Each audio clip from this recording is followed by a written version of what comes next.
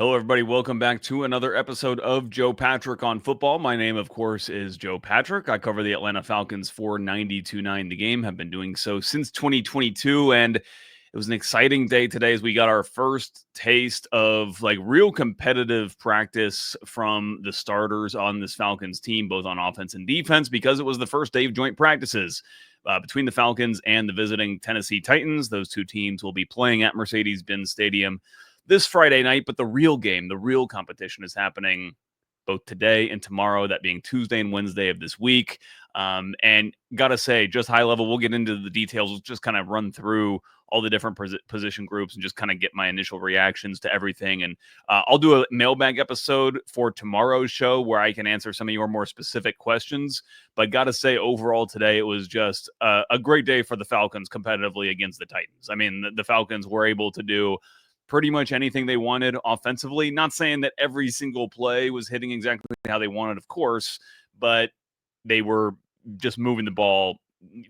Titans were not stopping them on 3 straight downs. It just felt like the Falcons were picking up first down after first down with Michael Penix under center, and even with Kirk Cousins. The second team offense was also doing very, very well, and so that was great to see. But I think maybe more impressively, potentially, because you do have to consider the level of competition that they're going against. But this Falcons defense, I thought, really played well.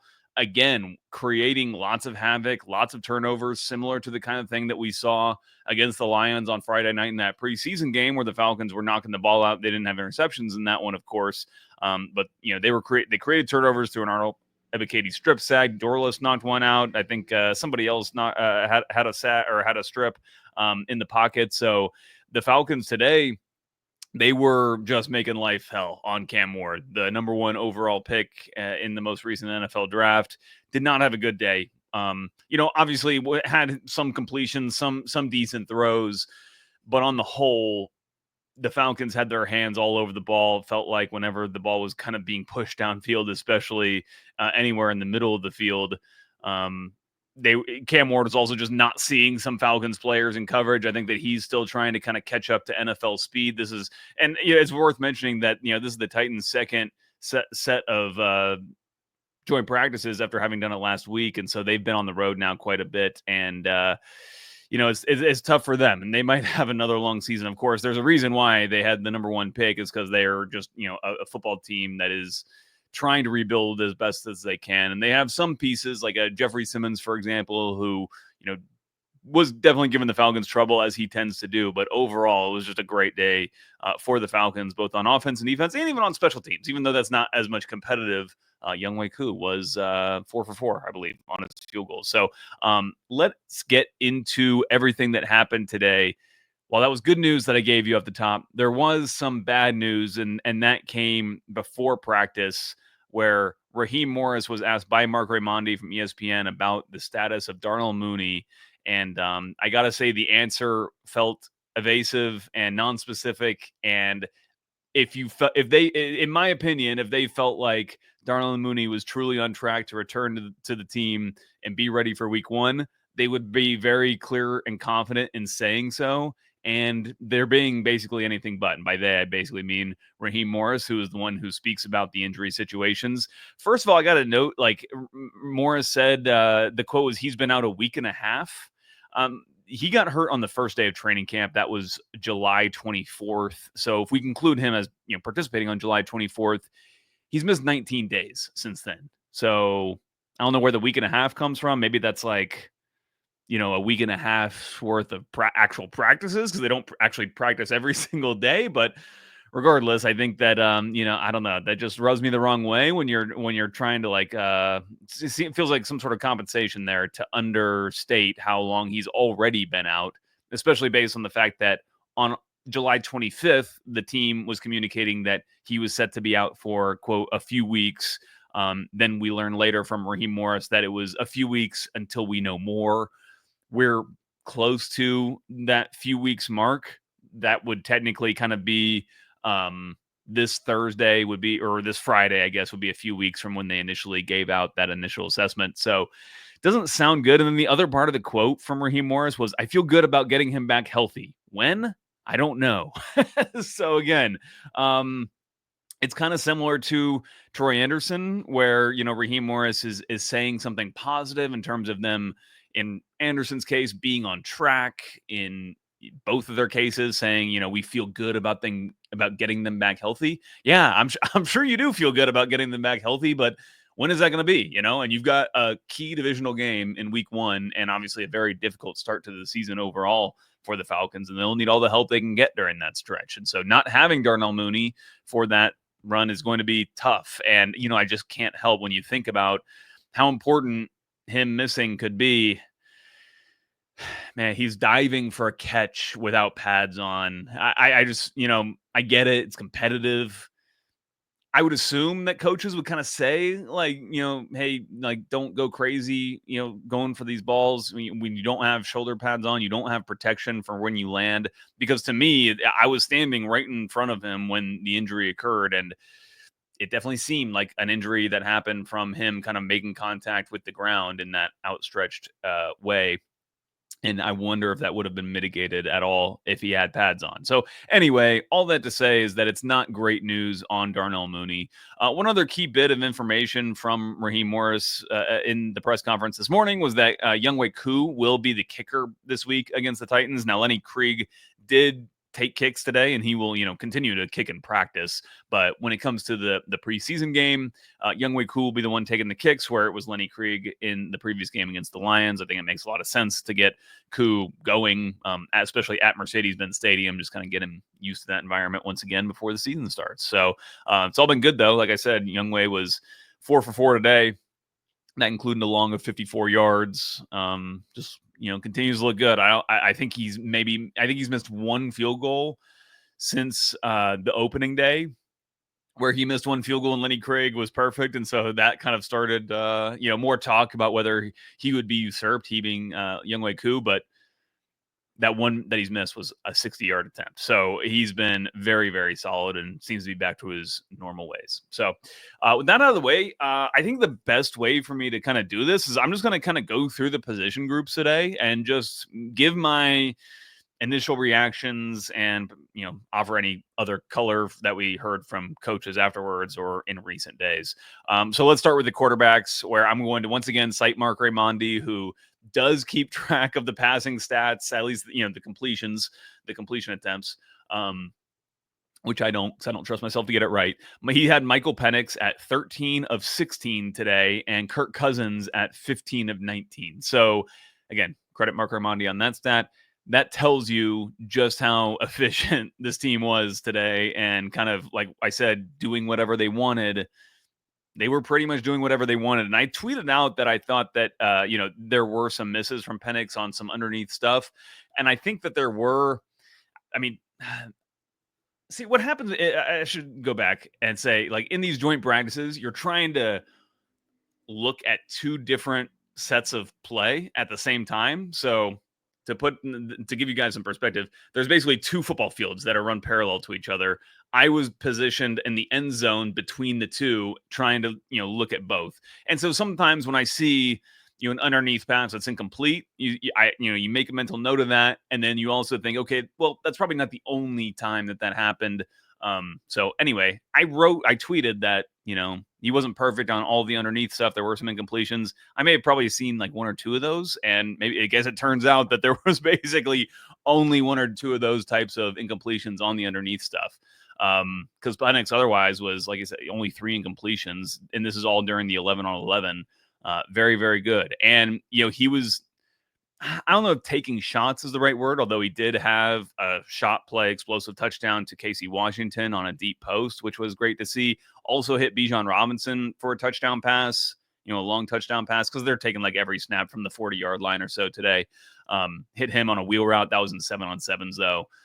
But, hitting Drake London a bunch. I think that Mark had London with 4 catches today. It felt like more than that, but he was hitting London particularly in the middle of the field, which I know is an area that a lot of fans have been interested / concerned about whether Michael Penix was going to be able to execute on those kinds of throws. But I can tell you that he was hitting Drake London, with London, kind of getting upfield and then settling down into his zone.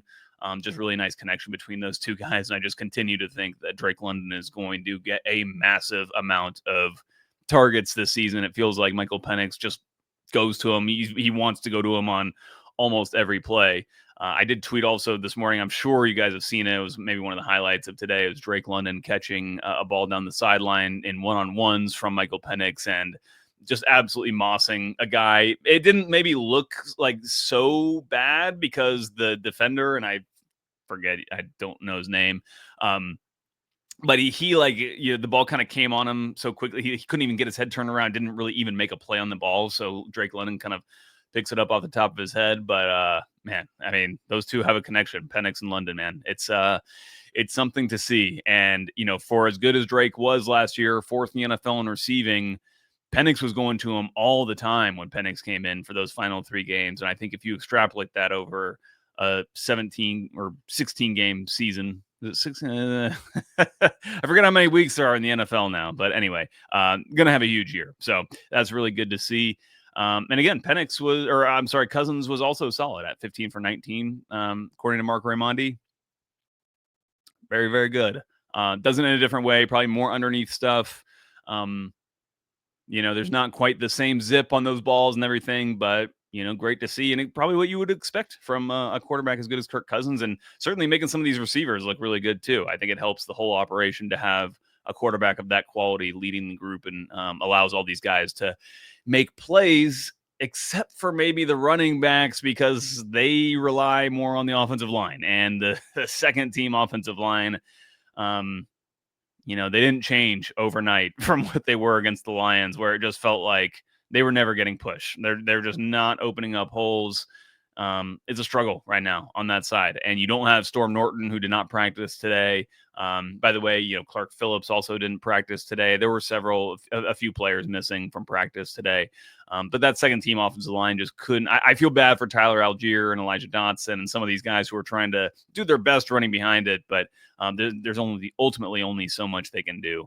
The first team offensive line was good. I mean, from what I saw whenever I was looking, kind of paying close attention to Jeffrey Simmons and seeing how the Falcons were dealing with him, I thought, I never really saw him threatening. I did see that Teron Davenport, who is the Titans reporter for ESPN, did say that Jeffrey Simmons has had 2 sacks. That wouldn't surprise me at all, because Jeffrey Simmons typically torches this Falcons defensive line, or at least he did when they met up in the regular season a couple of seasons ago. Yeah, I mean, ultimately, I didn't think that he was like disrupting things to the point where he was actually stopping this Falcons offense. So overall, a good day for everybody, really. Again, to kind of go through some of the other receivers, we talked a lot about Drake, but Casey Washington continues to impress. Is definitely a home run hitter for this Falcons offense, when I think the attention is so much on Drake and on Bijan and these players.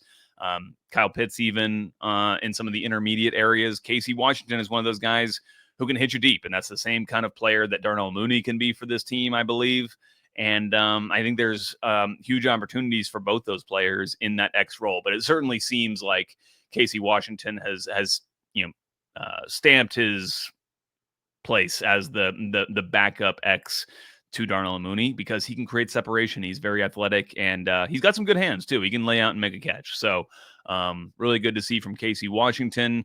Ray McLeod was kind of the same old Ray McLeod that you would expect, doing the short underneath game, screen game, jet sweeps, those types of things, and seemed to be as effective as he tends to be. So nothing really new to report there, but I would just say that it all seemed to me to be working, basically. Like, this offense was working.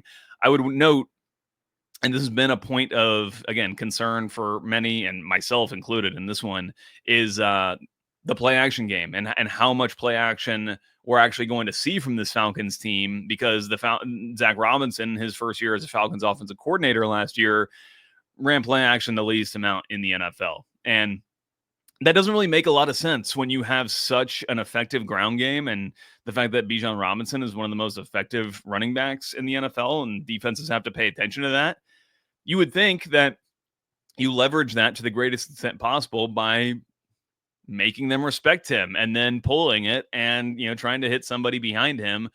Falcons did that. I believe it was on their first play of the scrimmage today. They did some play action I believe this one was out of pistol, and it's like kind of just, Penix faking handoff and then kind of turning around and not kind of full booting, but almost like a half boot and kind of staying somewhat within the pocket. And I believe on that play, he found Drake London for like 15 yards somewhere down the middle. So I think that's exactly the kind of thing that you hope to see from Penix, from the offensive line, from London, and from Zach Robinson, most of all. I continue to think that one of the reasons why they were running play action the least amount in the league is not because Zach Robinson just like forgot about play action passing or something like that. I tend to think it was just more down to the limitations they felt like Kirk Cousins had, the amount they wanted to protect him and allow him to get rid of the football and not have him turn his back to the play. And even though, that is traditionally Kirk's game, I just don't think last year he was capable of doing it. And the Falcons, I don't think, felt like they could protect him. And, that apparently was something that Zach Robinson told Troy Aikman and the Monday Night Football team, as they said that on the broadcast in week 2 last year. So that's about does it for the offense. I guess Kyle Pitts is the only one, the big player I haven't talked about. And I think he had like one catch. He had a nice catch as Penix was rolling out. Oh, I should mention this too. Penix is really showing more of an ability to get outside of the pocket. That's obviously something we didn't see any of last year. Kirk Cousins was throwing like 99% literally of his passes from inside the pocket last year because he couldn't move because of the Achilles. And, Penix, I don't think gets enough credit for his ability to move. It's obviously not something that he wants to do. Like, he wants to drop back and deliver from the pocket. No doubt about it. But he is showing an ability and more of a willingness to move out of the pocket and make those throws. I think it's worth noting he's talked about it before a little bit, just maybe more in passing, but he did play baseball growing up. He wasn't like some superstar baseball athlete or anything, but he talked about like being on an all-star team when he was a kid with his dad as the coach. And so, even that I think goes to show that there's some like natural athleticism there where he can actually change the arm slot and kind of get out and do some of that freelance playmaking. Again, I don't think it's what he likes to do. Like, I think Patrick Mahomes literally likes to get outside the pocket and like get in those situations. Aaron Rodgers the same. I don't think it's necessarily what Penix likes to do, but I think he is capable of doing that kind of thing. He even mentioned it in the mic'd up session that the Falcons recently put on YouTube. It was a little quick screen, and he said that's that baseball, movement, and just talking about like kind of just like taking the snap, pivoting, and kind of getting it out sidearm to his receiver there. So I still think that there's potential for him to grow that area of his game as he continues to get more experience as a pro. And I just think that he's rounding into a really good quarterback, even though he's only played 3 games in his career, and there's still a lot to learn for him. I'm sure that we're going to see him, throw some bad interceptions this year or be on the wrong page, whatever it is. But he's going to make so many plays downfield. I think that I would be shocked if if the bad plays from him outweigh the good, and kind of make for a rough year for him. It's just hard for me to see that right now. Let's move to the defensive side of the football, where it was maybe even more impressive because you expect this Falcons offense to do a lot of the things that I was describing. We expect Drake London to catch all these balls and for him to have this connection with Penix, which they had last year in those 3 games. There's obviously major question marks for this Falcons defense. They drafted 2 edge rushers in the first round. They're really relying on those guys to help generate pressure. You've got some question marks with regards to depth at linebacker. Falcons, made mention that one of these guys that they signed, I forget his name, Ronnie Harrison, I believe, is Ronnie Harrison Jr., former safeties. They're going to work him out at linebacker, see if he can make an impact there as one of those kind of coverage archetype linebackers, one of those rangier guys, kind of like Divine Diablo is, and they expect him to be for the Falcons this year as himself a converted safety. But so I was very interested to see how they were going to be able to perform, and an interesting test going against the number 1 overall pick in the NFL draft in Cam Ward. And the results of this competition was the Falcons defense absolutely dominating Cam Ward, in my opinion. Again, like I said earlier at the top of the show, yes, there was obviously some completions. It's not like it was 100%, for the Falcons defense, but I mean, if Cam Ward was, if this was an NFL game, this practice session, Cam Ward probably would have, it would have been a 3 or 4 interception day for him, which means his team loses and loses badly. And it's exactly the kind of thing that you want this Falcons defense to be, which is a defense that may give up the big run or two, like I think that they did today. Not touchdown runs, but I'm just, they were getting a little gashed here from time to time when they are being aggressive in that attack style front and kind of, losing some what does it call it? You're not gap credibility, but word's slipping me. Gap control, I guess we'll settle for. That's not the word I'm thinking of, but that kind of thing is going to happen in this front. And but I just thought today that it didn't happen a ton. And the positive is that anytime the ball was being put downfield, it felt like there was Falcons receivers plastered on Falcons corners and defensive backs plastered on receivers and getting their hands on the ball. And Cam Ward was certainly putting the ball in harm's way too. Early in practice, kind of throwing to nobody sometimes. Like, I don't know if that was him on the wrong page or him just making a terrible throw, but it was sometimes he was throwing and there was really only Falcons guys there. Falcon safeties were able to kind of do some robber type stuff and kind of come down and surprise him and get their hands on footballs. Jesse Bates did have an interception today off a deflection, missed an interception that he should have had, went right through his hands. And one of those very classic, quintessential Jesse Bates kind of robber movements to just, steal a pass and went right through his hands. But still, that's the kind of thing you want to see. Mike Hughes, AJ Terrell, I thought were quite good, playing physical, playing, press. It was not like last year where you saw these corners really playing off coverage and trying to do a lot of matching stuff. I thought that they were more physical and putting a stamp on the game. And Mike Hughes, for example, is a guy who on a run play to the outside, he was kind of the last defender. It was a little dicey of a situation for the Falcons when this action happened, but then Mike Hughes was able to peanut punch it, the football out. I can't remember who the ball carrier was for the Titans, but he peanut punches it, then scoops it up and then runs, the other way would have been touchdown. So great play from Mike Hughes there. That's the kind of thing you want to see from this Falcons defense. And, the defensive line is just continued to create pressure. I'm one of those people too, when we're talking about like keeping stats with the quarterbacks and everything, sacks is really tough to judge, in my opinion, in training camp. You can definitely judge when players are like generating a pressure and such. And there are definitely some times where it's like, okay, yeah, that was obviously a clear sack. And I just think that sometimes it's hard to be so certain, even when an edge rusher kind of, speed rushes around an offensive tackle. You'll know if in a game situation that quarterback would have been able to step up a little bit, because a lot of times that edge rusher just kind of speed rushes the tackle and kind of blows by and then, treats it as a win and kind of, stops the rep for himself. So I don't like to kind of get over my skis on terms of like how many sacks I think teams are picking up. But certainly I think the Falcons were generating a lot of pressure. They were getting a lot of bodies in there as well. Saw Braylon Trice, for example, rotating in and kind of playing with the first team defense. Sometimes you would see, a mix, frankly, of different personnel when in the front with the starting secondary. It was Xavier Watts starting with the first team secondary today. But just really good overall by most of the guys who were in there. I'll give special credit to Josh Woods at linebacker. I thought that he really stepped up.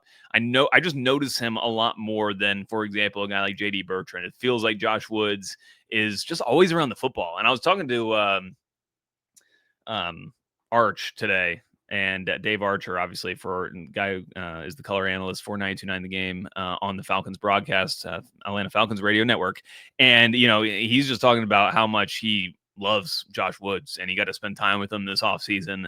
Says he's a great guy, but also just knows his stuff and just, executes well. And that's the reason why he's all around the football, and he thinks that there's a lot more for him to come. So I tend to think that he is going to be a guy who ends up on the roster after they make some moves, whether he initially makes it on the initial 53-man is yet to be known. But I do think that he is probably going to be activated and playing for the Falcons on week 1, regardless of what happens. That'd be my guess, at least. And again, these other guys, Brandon Dorla, Zach Harrison, like, I mean, they all flash. They all like have these plays. Ruka Roro, I thought was good today. We were talking to Nate Ollie yesterday, the defensive line coach, and he was saying like not enough people are talking about David Onyemata, and we probably haven't talked about David Onyemata enough because he's not as intriguing to talk about. He's a known quantity, or we'd like to think he's a known quantity. But it made me reflect on the fact that he was banged up a lot last year, and he does tend to get banged up. I feel like he's been injured at least at some point in the season every year since he's been a Falcon. But I think Nate Ollie, I want to believe him when he says that, he's going to impress people more than they know, and that, they're just holding him back. Obviously, he's one of those guys who's not dressing and playing in preseason because he is important for this team, and I'm excited to see what he can do for this Falcons defense, which, again, generally was exactly what you would have hoped to see today. So a really good day for the Falcons overall. Again, on special teams, it was Koo going 4 for 4 with a 54-yard long field goal. Pretty perfect. No scuffles today either. No fights.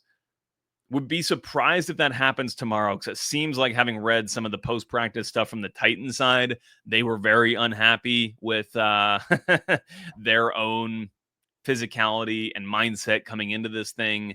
And I would not be surprised if, again, they go in to watch the film and they get an earful from coaches and maybe even some of their fellow players, and they come out tomorrow with a totally different attitude. So it'll be very interesting to see if the dynamic changes whatsoever and whether the Falcons can match that. We will see.